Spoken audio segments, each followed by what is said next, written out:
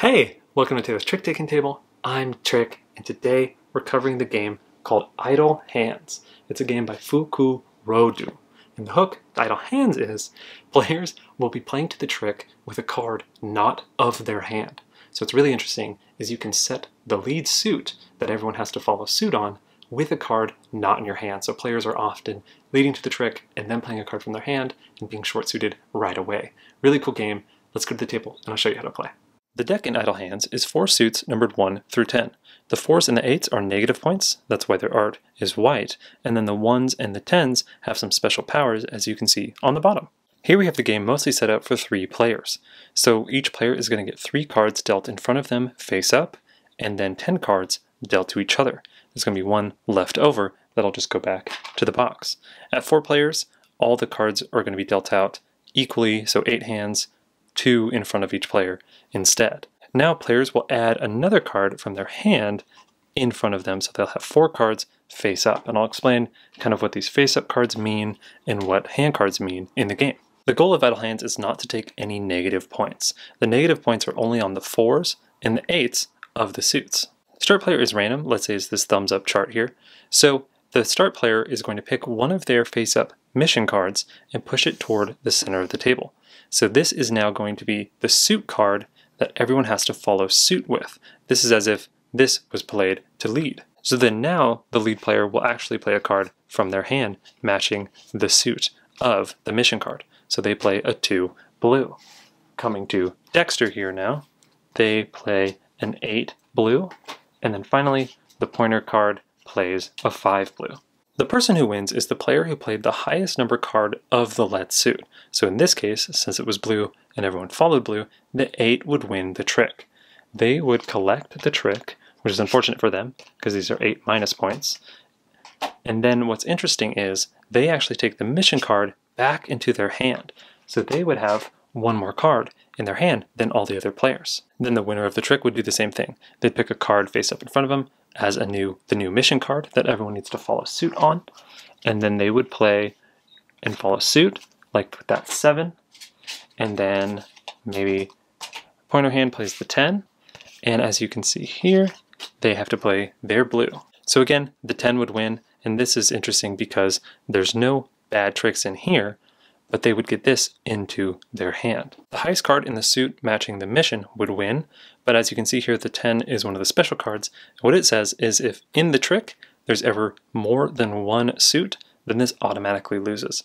So say this hand over here didn't have any blue, and they actually played this, then that would nullify this 10 as possible to win, and this 7 over here would win. Fast forwarding a little bit here, it's now the hand's turn to lead to the trick. They're going to pick this blue 3 as the mission card. What's interesting though is they don't have any blue in their hand. So even though they pick this blue, and that's kind of the lead color in a sense, they don't have any blue and they don't have to follow suit. So maybe they can toss in these negative points. After the 2 is played, it comes to Dexter, and they also don't have any blue in their hand. So how it works if no one is following suit with the lead mission card, it just goes to the highest card. So the 4 would actually win it.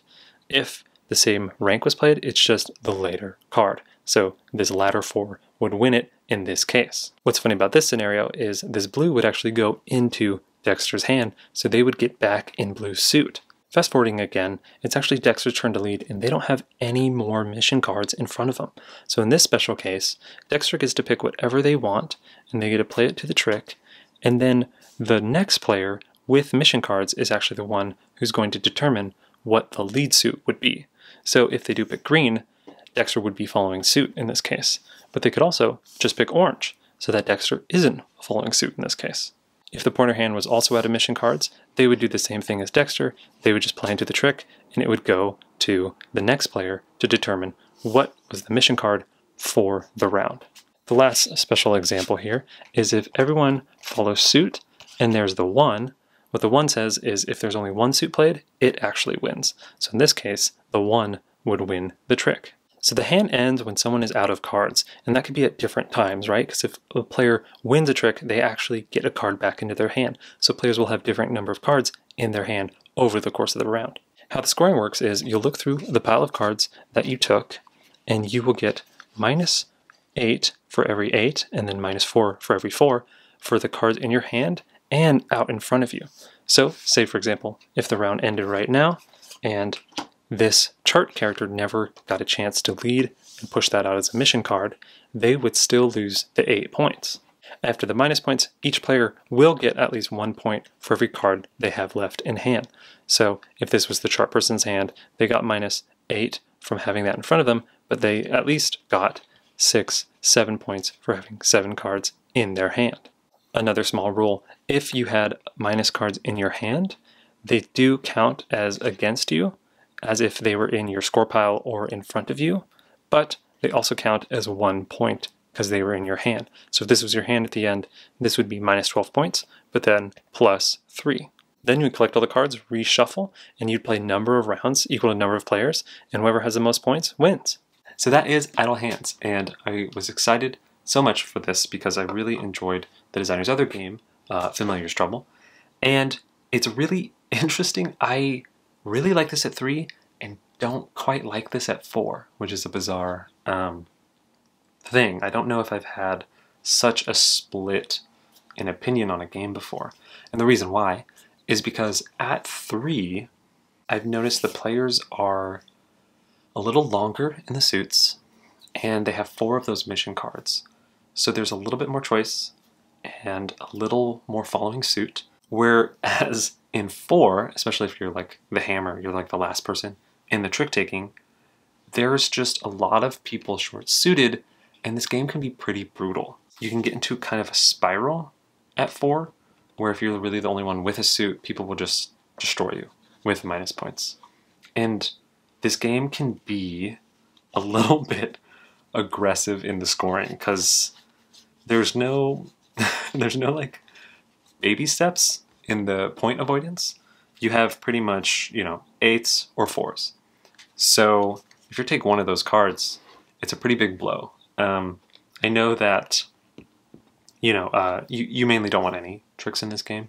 I think a positive score is pretty rare. But I think at 3, there's more tricks to spread through players, so it makes that positive score a little bit more possible. It makes those tricks where you kind of squeak out and you don't get any negative points happen more often. And I love those moments in an avoidance game, where if there's just like a slight amount that you don't mind not avoiding, you can have those feel-good moments. And at 3, you have those way more. I think at 4, it was just way too often the short-suiting would just ruin someone's day.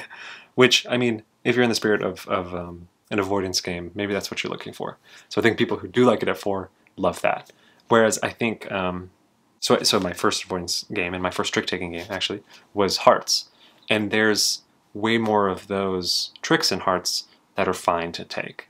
I know they don't give you points, but I kind of liked in an avoidance game where there's a little bit more room to breathe, and not every single trick is just like terrifying from the kind of the get-go. I love the art and graphic design in this game. It's pretty wacky, but very clear. I love how, the bad cards are white and have like the minus in the back, whereas the other ones don't. And the suits on the backs of the cards, it's just a very loving game. I can see that the designer really cared to have kind of a bombastic art style that really stood out. And they still left room for the important stuff, like on the bottom here where the powers might be. Even in the rulebook, they had like a beginner's rulebook without the powers, and then an advanced rulebook explaining the powers with a ton of examples, and you could tell that they really cared about it coming across and making sense. And I always appreciate a game that has kind of an intro to it, so you can kind of get a taste of the game and get a sense for the flow and the flavor, and then you can step into the more advanced or expert variants. So I really just appreciated the kind of presentation and overall package that this game had. I love the concept that you have mission cards, and what effectively is you're leading to the trick, but you're not really leading to the trick. And it's so much fun to short suit yourself in a ton of your mission cards, and then lead to it, and then immediately be able to not have to follow suit in what effectively is a card that you've played. It's such a wild concept, and I think the system is super fun to play off of, especially if you win a lot of tricks and you don't have anything in front of you. The gamble of like, you pay attention to what mission cards might come out, so you can kind of get a sense of what someone might play as the mission suit. But it's really fun to just play a card that you are hoping the next person won't make in suit. It's a really weird system. I think at 3, where they cut one card out, has a perfect amount of missing information, where the card counting is still satisfying. So, especially when you only have to count 2 cards. I don't know why I keep saying hearts, but in hearts, it's the Queen of Spades, right? It's just the biggest card you have to avoid. And this is just 4 different 4s and 4 different 8s. So it's nice, especially when you remember who gets them, because it's such a big deal. It's nice to not have to keep track of too much stuff and too many variables in the cards. Side note about the powers, they're pretty clean. You know, the 10 and the 1, there's not too many powers, but they keep it fresh, and they always make for those hopeful moments, you know? If you only had a 10, and then it happens to go around to where the 10 loses, it adds like a nice little spice. I don't know if it's like terribly necessary, and I don't know if too many people play off of it super well, but it adds for some tension, which I always like. So that is Idle Hands, and again, super strange that I don't know if I'd want to play this at 4, but I would love to play it at 3. I think 3-player trick-taking games, the more the merrier. Often it's always people saying this is best at 4. So I'd love to have one that I personally find the most fun at 3, and kind of add to that toolbox of 3-player preferred trick-taking games. But yeah, check this out. Thanks for watching.